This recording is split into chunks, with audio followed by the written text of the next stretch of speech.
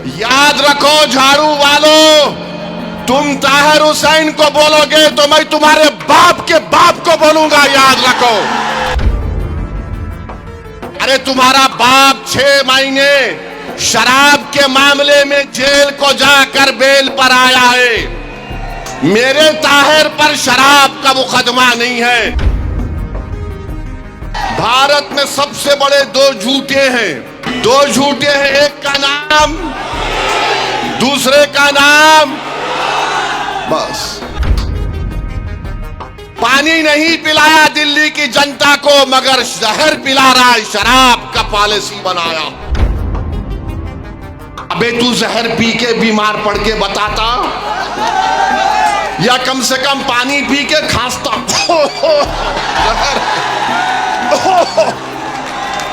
वो भी नहीं। अरे ड्रामे में और झूठे में, तुझमें और मोदी में कंपटीशन होगा तो कौन जीतेगा नहीं मालूम। बिस्मिल्लाहिर्रहमानिर्रहीम। अस्सलाम वालेकुम व रहमतुल्लाहि व बरकातुहू। मोअज़्ज़िज़ हाज़रीन इकराम, बुज़ुर्गाने क़ौम और मिल्लत, मेरी इज़्ज़तदार माँ और बहनों, गयूर नौजवान साथियों, मंच पर बैठी हुई मेरी बहन नूरीन फ़ातिमा, दिल्ली के मजलिस इत्तेहादुल मुस्लिमीन के सदर शोएब जामाई साहब, पार्टी के नेशनल स्पोक्सपर्सन आसिफ वक़ार साहब, महताब चौहान साहब जो हमारे वेस्टर्न यूपी MIM के इंचार्ज हैं, मुदस्सिर साहब, सैयद मुदस्सिर रिजवी साहब, करीमी साहब, महमूद साहब, आरिफ सैफी साहब, रफ़त साहब, सना नबी साहिबा, सबीना बेगम साहिबा, मेरे अजीज़ दोस्तों और बुज़ुर्गों,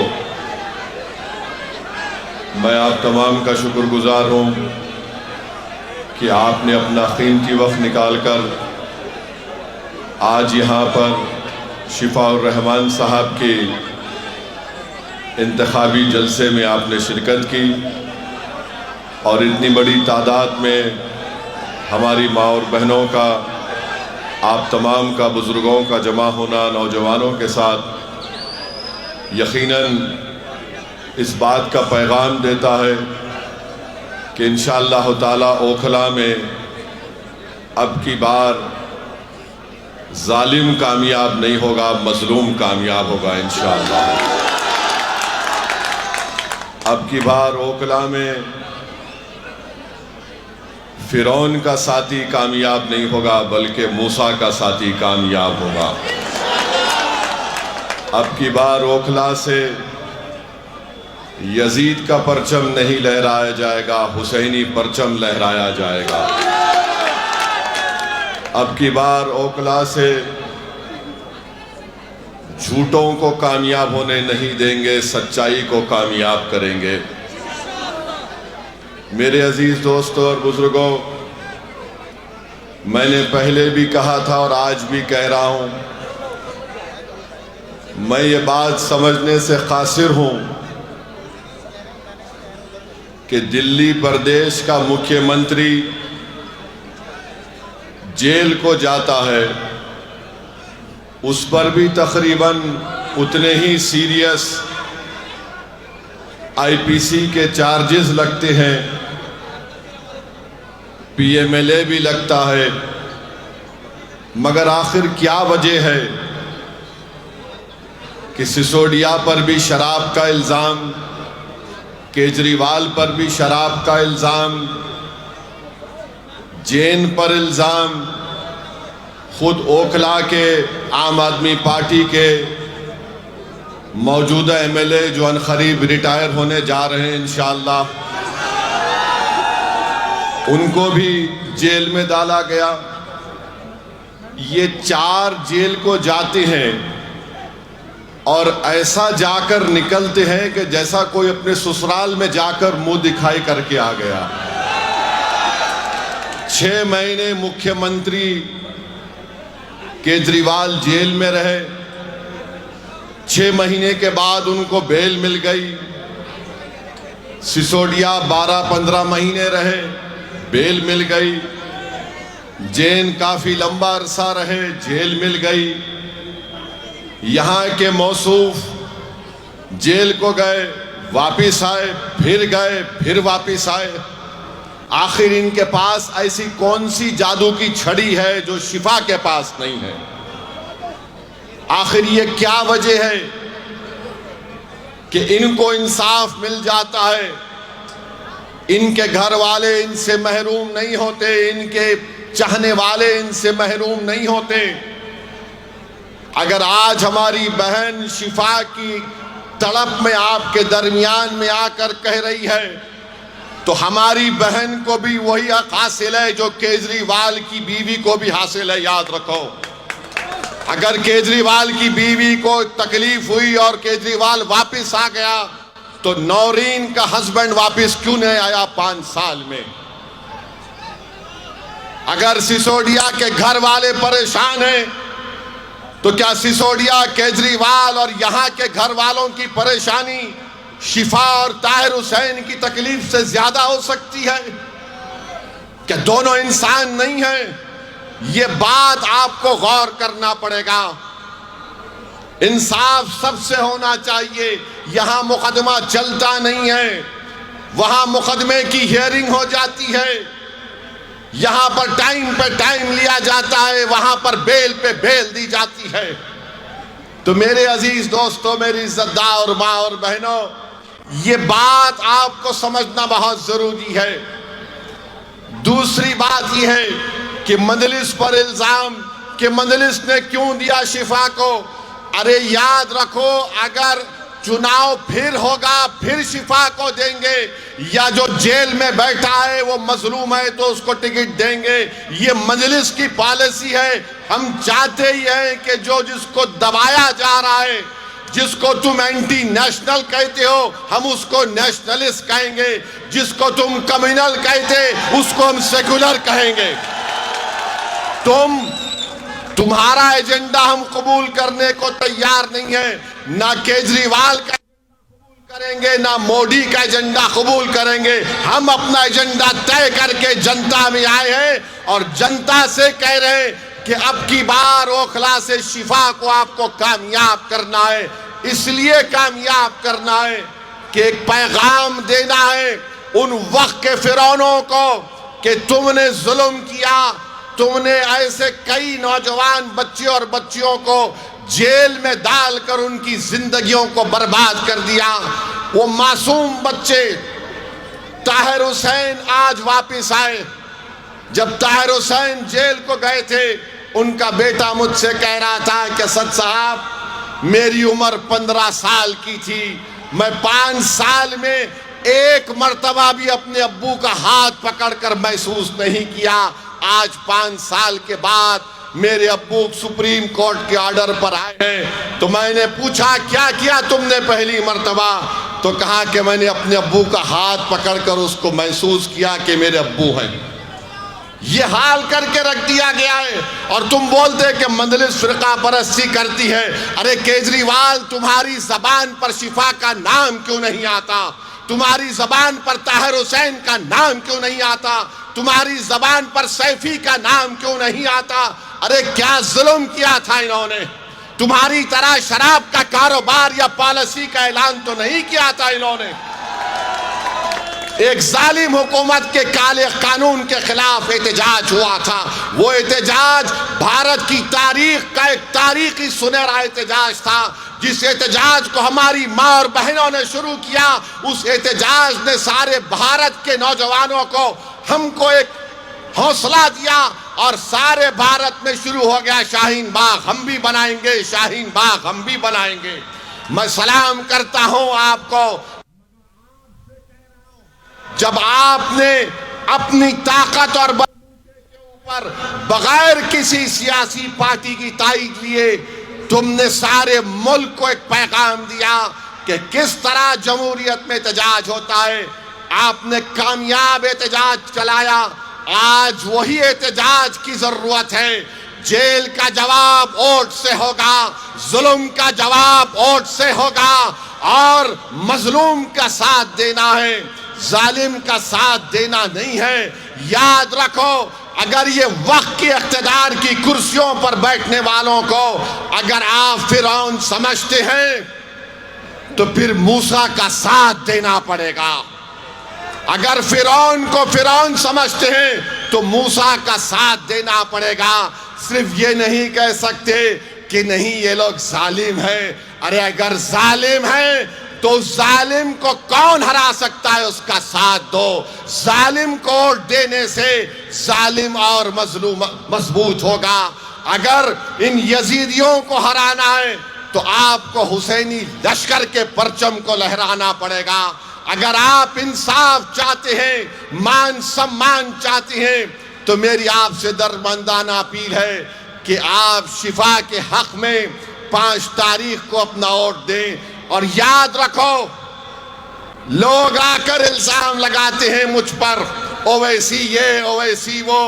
अरे मुझे कोई फर्क नहीं पड़ता, तुम जितना बोलना चाहते मेरे बारे में बोल दो, क्योंकि ना तुम मेरी खबर में आने वाले हो ना मैं तुम्हारी खबर में आने वाला हूं।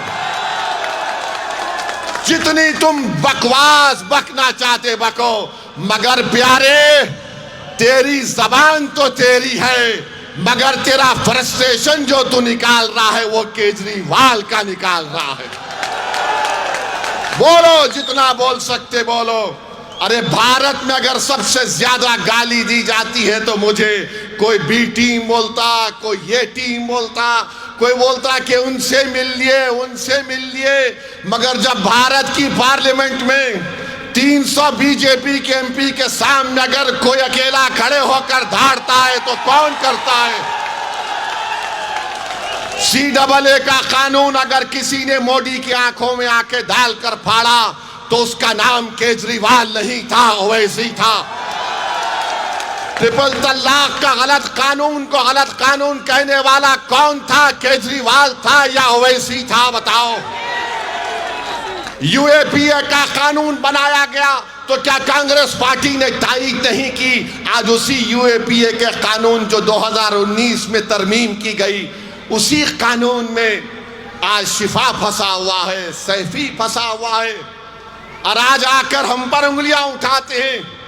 मेरे अजीज दोस्तों और बुजुर्गों, याद रखिए इत्तेहाद की कीमत, इत्तेहाद की अहमियत क्या होती है। एक बात समझाता हूं आपको।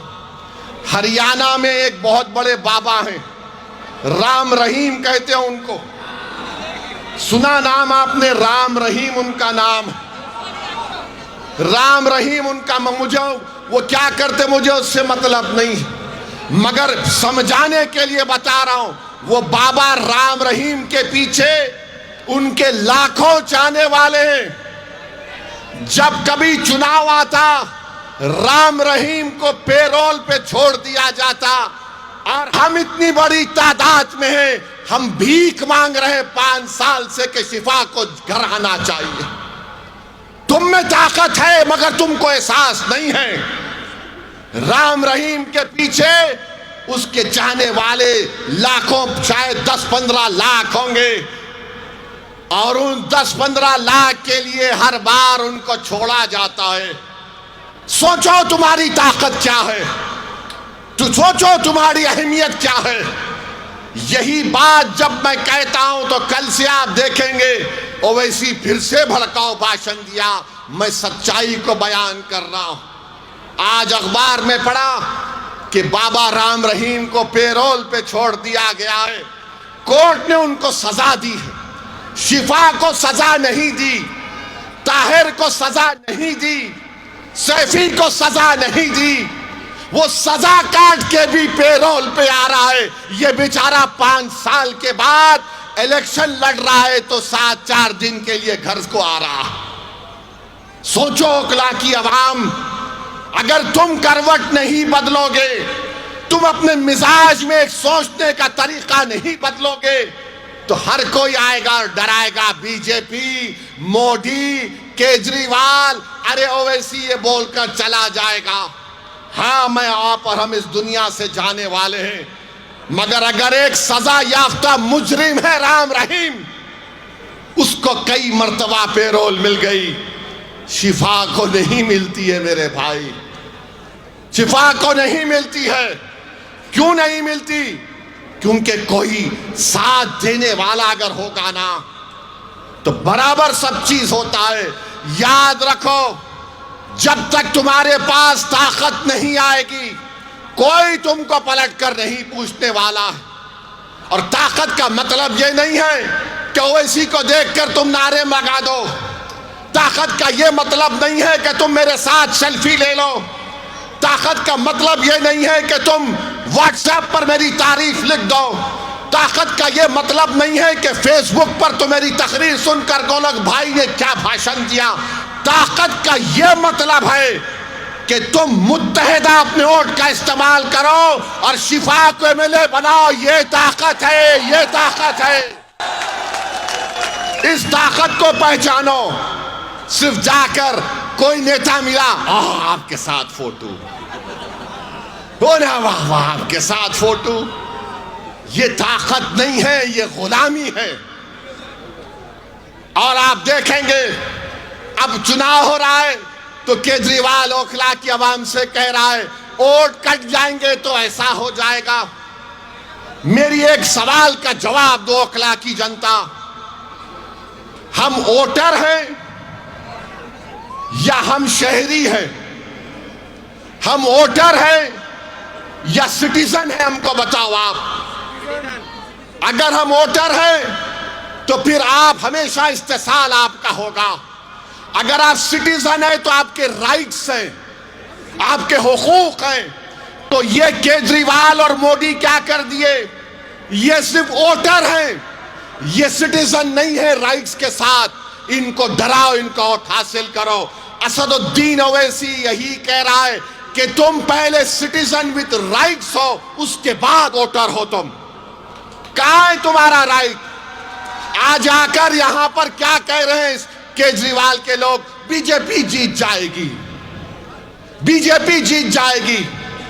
तो ये ओखला में पानी आता है बराबर?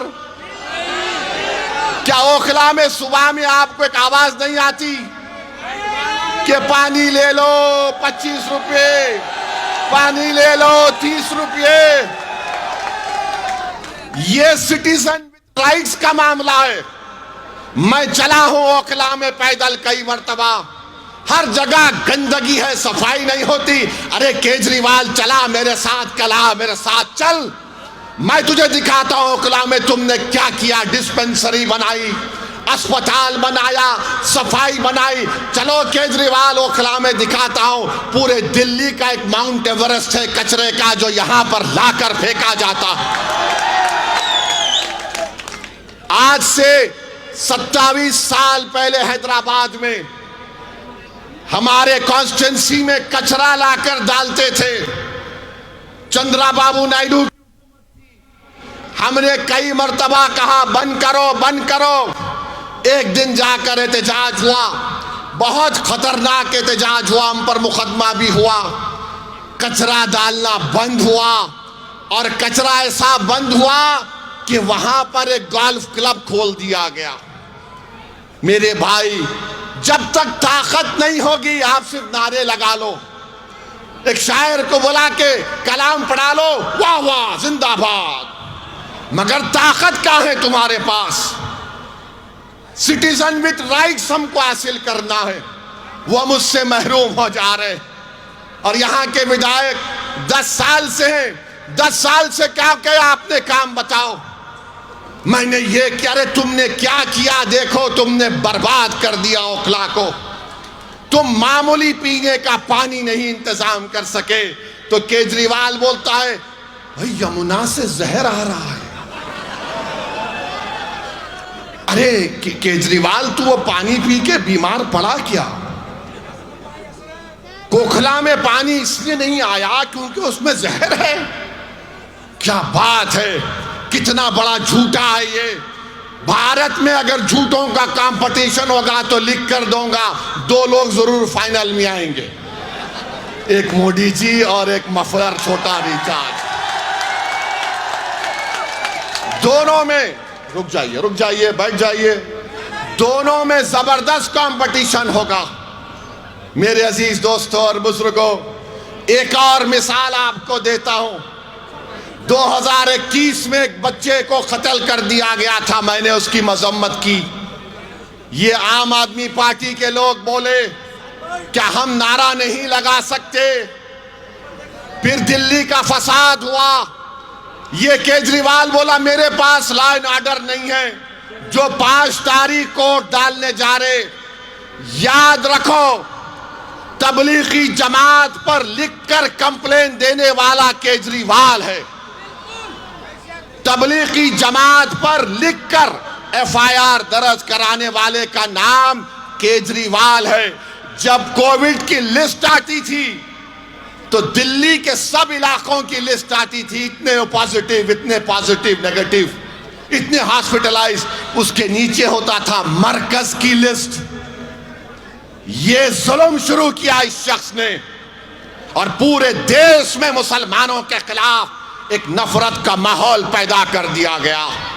तो जब 5 तारीख को जाएंगे और डालने के लिए, इस बात को आपको जहन नशीन करना है।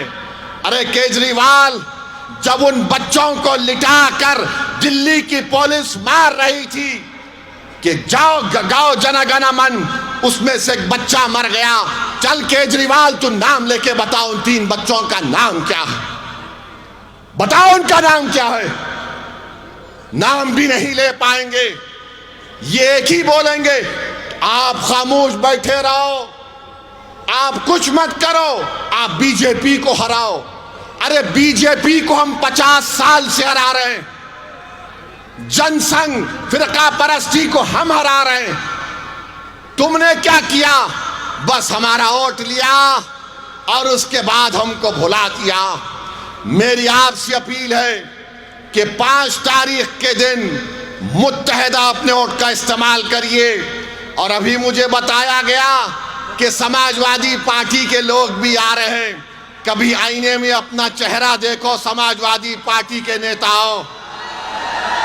तुम्हारा अखिलेश, तुम्हारा भैया, जो तुम उसकी गुलामी कर रहे हो, तुम्हारा मुकद्दर सिर्फ दरी बिछाना है, दरी बिछाना है भैया के लिए।